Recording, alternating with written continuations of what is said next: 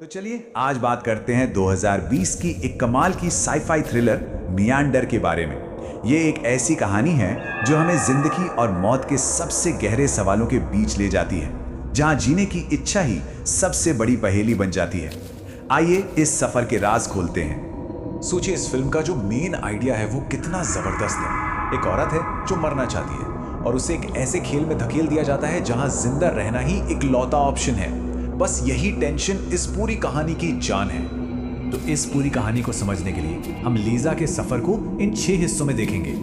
पहले उसकी शुरुआत सड़क से सुरंग तक, फिर मौत का खेल, उसके बाद भूल भुलैया में कातिल, फिर हम देखेंगे सच का सामना, उसके बाद पहेली का हल और आखिर में स्वर्ग का दरवाजा।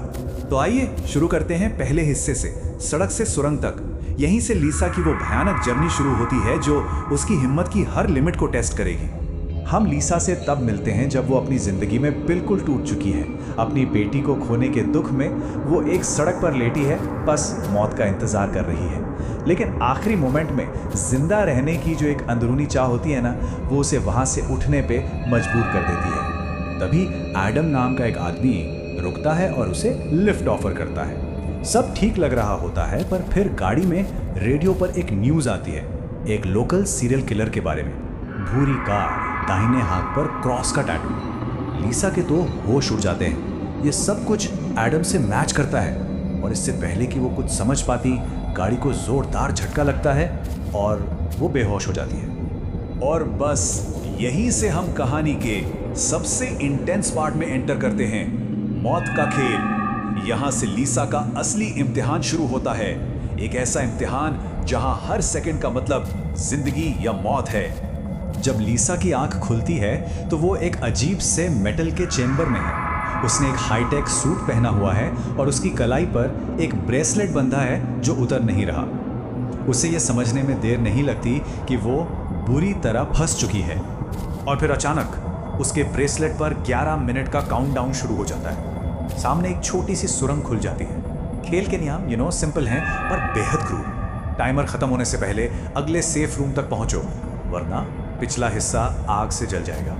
सोचिए, इस खेल में असली विलेन कोई इंसान नहीं है, असली दुश्मन है ये 11 मिनट का टाइमर। हर एक सेकंड कीमती है और हर पल मौत का डर। यही प्रेशर इस कहानी को इतना मजबूत बनाता है। और लीसा का रास्ता आसान बिल्कुल नहीं है। ये पूरा का पूरा जानलेवा जालों से भरा है। कहीं दीवारें हैं जो उसे कुचल सकती हैं, कहीं एसिड के तालाब हैं। और जब उसे एक पिछले विक्टिम की जली हुई लाश मिलती है ना, तब उसे साफ साफ दिख जाता है कि हारने का अंजाम क्या होगा। और फिर कहानी में एक नया ट्विस्ट आता है। लीसा को एहसास होता है कि इस भूल भुलैया में वो अकेली नहीं है, कोई और भी है। सवाल ये है कि आखिर है कौन? अचानक से लीसा को चीखें सुनाई देती हैं। उसे एक और कैदी मिलता है जो सेम सिचुएशन में फंसा हुआ है, लेकिन यहाँ खेल और भी ज्यादा बेरहम हो जाता है। 60 सेकंड का टाइमर, 2 लोग और सेफ रूम सिर्फ एक, यानी जिंदा रहने के लिए अब दूसरे को मारना पड़ेगा। दोनों के बीच एक जबरदस्त लड़ाई होती है। आखिरी मोमेंट में लीजा उसे धक्का देकर बाहर कर देती है। दरवाजा बंद होता है और उस आदमी का हाथ कट जाता है। और उस कटे हुए हाथ पर क्रॉस का टैटू देखकर लीसा के पैरों तले जमीन खिसक जाती है। ये कोई और नहीं, ये एडम है। इस खुलासे के साथ ही पूरी कहानी का नजरिया ही बदल जाता है। अगर ये भूल भुलैया एडम की जेल नहीं है तो फिर ये क्या है? चलिए अब देखते हैं सच का सामना। एडम के मरने के बाद एक छोटा सा रोबोट आता है और लीजा के घाव ठीक करने लगता है। और तभी उसे एक फ्लैशबैक दिखता है। उसे याद आता है कि एडम ने उसे कार में चाकू मारा था और सड़क पर मरने के लिए छोड़ दिया था। लेकिन ठीक मरने से पहले आसमान से एक सफेद रोशनी आई और उसे ऊपर उठा लिया। उसे समझ आ जाता है कि उसे एडम ने कैद नहीं किया था, बल्कि किसी और ने उसे बचाया था। तो ये भूल भुलैया कोई जेल नहीं, बल्कि एलियंस का एक टेस्ट है, एक ट्रायल। उनका मकसद लीसा को मारना नहीं था, बल्कि उसे उस जिंदगी के लिए लड़ने पर मजबूर करना था जिसे वो खुद छोड़ चुकी थी। और यही वो पॉइंट है जहां ये फिल्म एक सिंपल थ्रिलर से एक डीप साईफाई में बदल जाती है। अब जब सच सामने आ गया है, लीसा एक शिकार नहीं रहती, वो अब एक खिलाड़ी है जो इस पहेली को सुलझाने के लिए तैयार है। तो आइए देखते हैं पहेली का हल। लीजा को एडम के हाथ पर बने वो अजीब से सिंबल याद आते हैं, उसके ब्रेसलेट के नीचे।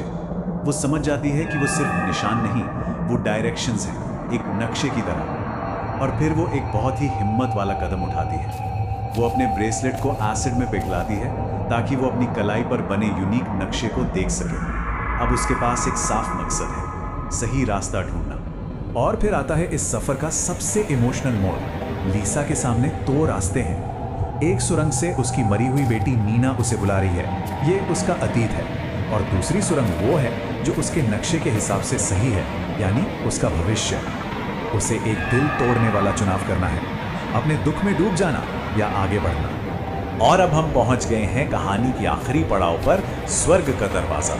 लीसा ने अतीत को छोड़कर आगे बढ़ने का सबसे मुश्किल टेस्ट पास कर लिया, पर इस दरवाजे के उस पार आखिर है क्या? अपनी बेटी को अलविदा कहकर लीसा आखिरी सुरंग में घुसती है। वो तेज धार वाले ब्लेडों से गुजरती है, इसमें उसका एक पैर भी कट जाता है। जख्मी हालत में वो एग्जिट तक पहुंचती है, पर ये तो एक धोखा है, सिर्फ एक वीडियो स्क्रीन।